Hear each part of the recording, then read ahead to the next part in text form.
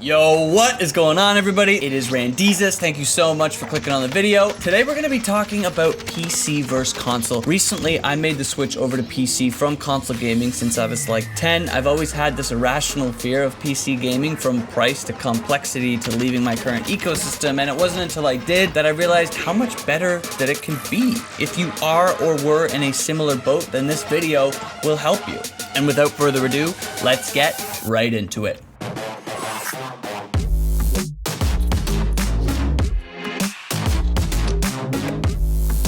So this topic is very complex, and as such we're going to be going over a few subtopics. Those include price, performance, keyboard and mouse, buying a pre-built versus building yourself, games, ease of use, and other uses other than gaming. I'm going to try and go in order from most important to least important, but those are based on my needs and might not be reflective of yours, so just keep that in mind. If you're already a subscriber of my channel, you're going to see some gameplay other than Call of Duty. Prepare yourself, because I'm also dope in other games. Also, if there's any point in the video where you agree or disagree, or even just have something to reply to me with, write it in the comments and let's discuss it. Price. Price is by far the most important because you are directly talking about your money. And it's also the longest part because price is relevant to almost everything. Now, the reason I wanted to make this video in the first place is because the newest generations of consoles just came out, and talking strictly price to performance in gaming only, newly released consoles are better price-wise. That is because Sony and Microsoft are trying to compete with each other and the growing PC master race to incentivize people to join their ecosystem. That way they can sell you yearly subscriptions to their online services, Xbox Game Pass and whatever PlayStation is going to be coming out with. They sell you their digital games on their store where they make a commission. They're okay to take a hit on their console margins because they know that over the next 6 to 8 years you're going to be handing them money hand over fist for their services. So for example, they dropped the price of a console by $300, but by buying Game Pass and Xbox Live, you are spending over $1,800 over 8 years. This is Canadian money, by the way. It's a little less than American, however, the value will be similar. Now, Game Pass is dope, and it's a great service even on PC, but there are a few things to think about here. Firstly, you don't pay for online services on PC. It's incredible. You buy a game and you get everything that game has to offer. Who would have thought? So you're saving a subscription fee every year when you're on PC. Now, Game Pass is on PC as well, and it's a great service, but it's less of a deal on PC because there are already so many game sales on PC. On Xbox, I assume the PlayStation Store as well, you have like 3 major sales a year. You have Black Friday, Boxing Day, which is the day after Christmas for any non-Canadians, and the summer sale, plus tiny sales for a few select games every so often. On PC, and honestly, this part is kind of annoying, but it has value in this very specific instance, there are so many different stores where you can buy games from. You have Steam, Epic Games Store, Origin, Microsoft Store, and then a plethora of little stores that sell you cheap keys for other stores. It can get kind of confusing. And they are constantly competing with each other and trying to get you to shop at their store, meaning that there are plenty of sales to buy any game you want. So 9 times out of 10, games are cheaper on PC, meaning that Game Pass is less of an incentive. So even though you may be spending less money up front for a console when it first drops, buying a PC will actually save you money long term. Not to mention that once a console comes out, within a few years the PC market has kept up, and now it's around the same price to buy an equivalently priced PC. Performance. This one makes me a little angry if I'm being honest with you. When I was on console, I had an Xbox One X, and it was marketed as a 4K 60 FPS console. And when I played my Xbox, I believed I was getting 4K 60 on every single game. I had no reason to think otherwise. The Series X is marketed as a 4K 120 console that can also run any game at 4K 60, and I assume anyone who bought one thinks they're going to be able to get 120 FPS in any game, but this is plain wrong.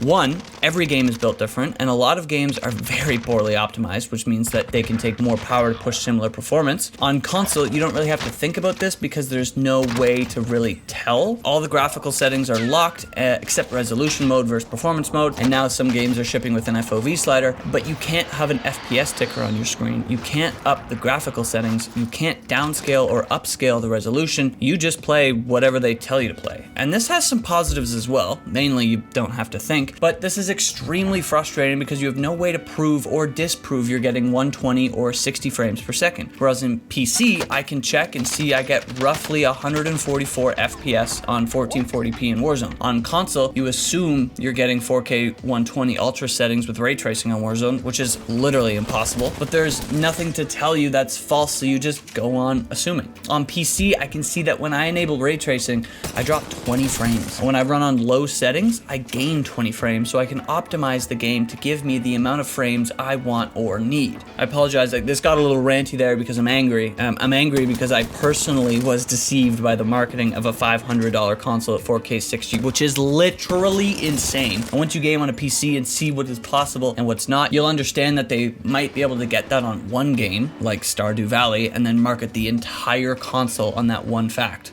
On PC, you can see exactly what you are getting, and you can change settings to better your performance. On PC, you can also replace parts in your rig to up performance. If you play a lot of first-person shooter games, you can buy a new graphics card to get more frames. If you play a lot of real-time strategy games against AI, you can buy a better CPU to get better performance. On a console, you're at the mercy of the company that sold you an unupgradable box and then lied to you about how many frames or the resolution it can run at. Gaming on a PC will always look better because by the time Sony or Microsoft has designed the console and then marketed it and then started selling it, Nvidia, AMD, or Intel has released or is about to release a new GPU or CPU that completely crushes anything that came before. Example, the 3000 series GPU from Nvidia or the Zen 3 CPUs from AMD. Damn, I'm a little salty right now. Okay, so let's just pretend in that giant rant, I convinced you to get a PC. Mouse and keyboard. Mouse and keyboard is hard. I know you can use a controller, but is it really PC gaming with a controller?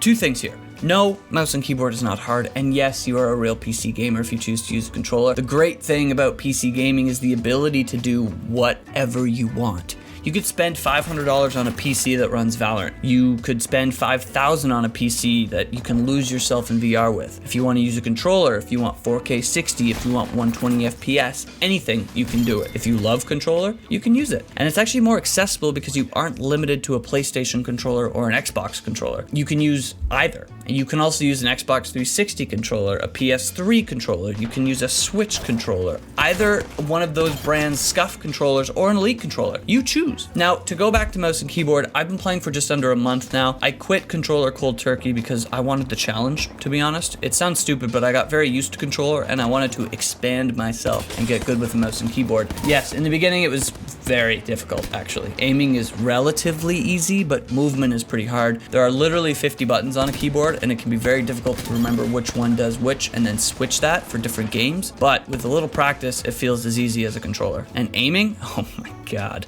I have hit some absolutely dirty shots with my mouse, and I'm not even as good as I was with the controller. I think I'm close, but my controller self would definitely still beat me. Now, this is purely subjective, but I think of mouse and keyboard like driving standard on a car. It's a little more difficult and it can take some getting used to, but once you're comfortable, the amount of control you have is much greater than its automatic counterpart. Same with mouse and keyboard. The only thing that can come close is a SCUF or an Elite controller, and even then your aiming is just bound to just your thumb dragging across the crosshair as opposed to actually choosing where you shoot with your entire hand on a mouse. The controller is just greater. That's all there is to it. Pre-built versus building yourself. Now, this one is a little controversial in the PC community. A lot of PC gamers will tell you that buying a pre-built is the worst thing you can do besides tying up your entire family and killing them one by one, but frankly, this is false. And this is coming from somebody who actually built their own PC. Now, I definitely recommend building your own PC for a few reasons. One, it's super fun. It's different, not very many people have done it, and it's a very cool experience. Two, parts are generally cheaper and you can find sales, but there is an argument for the warranty on pre-builts that we'll discuss in a moment. Three, you will have complete knowledge of your computer. When looking for parts, overclocking RAM, GPU, CPU, installing power cables, RGB fans, a cooler, literally anything, you know where you put things and how you did it. And that can come in handy when your computer inevitably doesn't work. I know everything that's in my computer, and if something breaks, I can decipher the error code. I can more easily figure out the problem because I remember what settings I changed and if there's a chance that something is unplugged or whatever. That being said, not everybody cares. Simple as that. And there is literally nothing wrong with that. If you just want a PC, don't really care for building, or want to be bothered with all the little things, then buy a pre-built. And even though the individual parts may be more expensive, you'll save on warranty. I spent so much on warranty because instead of just buying it for the entire system, I had to buy warranty for each individual part, which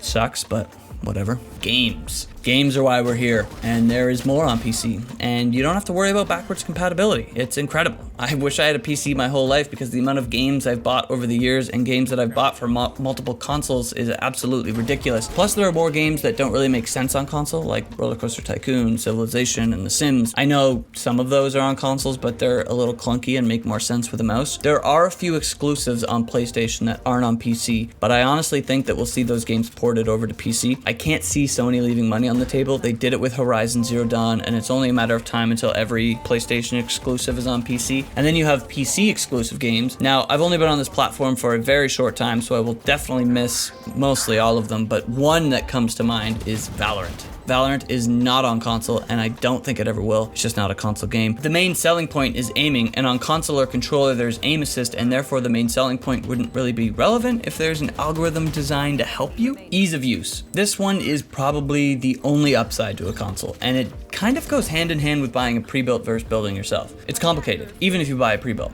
I'll try to keep this short, but I recently had an issue with my PC where every time I would try to stream, my whole computer would crash. It would just give me some random error code that was very difficult to decipher. It hinted that it was a memory issue, so I tried running games with only one stick of RAM to see which one of my sticks of memory was the issue. I tried switching the DIMM slots they were in. I thought it might be a power issue, so I put more power into my GPU. Then I remembered that I'd set a manual overclock to my RAM, which I ended up switching to auto, and it fixed the problem. I could literally talk about this for another 15 minutes, but it would be very boring and complex, which is exactly my point. With a console, you just plug it in and play. You don't have to worry about anything, and that can be super nice. Me personally, I like the challenge. I like making my brain work. I like figuring stuff out and solving problems, but if you work all day and just want to sit on the couch and veg and don't need to deal with all the complexities of having a PC, then more power to you. Uses other than gaming. This is our final point, and honestly, one of the more important but often overlooked from a console gamer. A console has two functions, games and Netflix. My PC can do anything. If I knew how, I could hack into the mainframe. I could build an app. I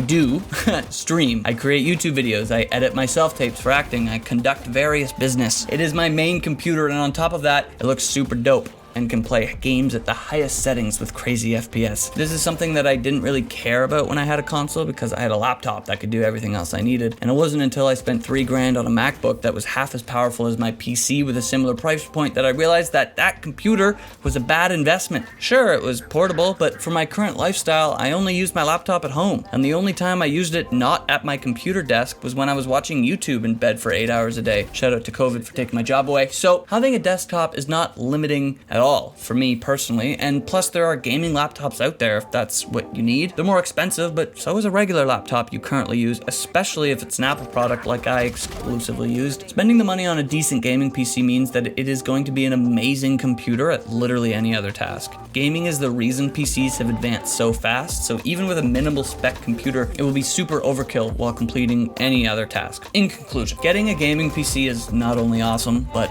very practical as well. If you're gonna spend $1,000 on a computer that you're going to use for the next few years and $500 on a console to play games on, why not spend $1,500 on a beast of a gaming PC and kill two birds with one stone? One thing that plagued me for a long time in my life was the need to pretend I didn't want the things that I did, meaning that I didn't want to be seen as a nerd. I needed to be cool. I recently have noticed that, my French, I don't give a fuck about anybody thinking I'm cool except myself. And what do I find cool? Gaming, cool PCs that have way too much light on them, and people doing what makes them happy. If you think Xboxes are cool, then sure, go get an Xbox. If you think PlayStations are cool, then you should probably get your brain checked. If you're looking to unwind after a long day's work and don't want the complexity of a PC as a gaming machine, stick with the PlayStation. But I have a feeling that if you're on YouTube watching a video comparison between PC and console, you should probably just pull the trigger and build a beast gaming rig. Guys, if you liked the video, like the video. If you loved the video, subscribe down below and let me know in the comment section if you pull that trigger and how it feels to join the PC master race.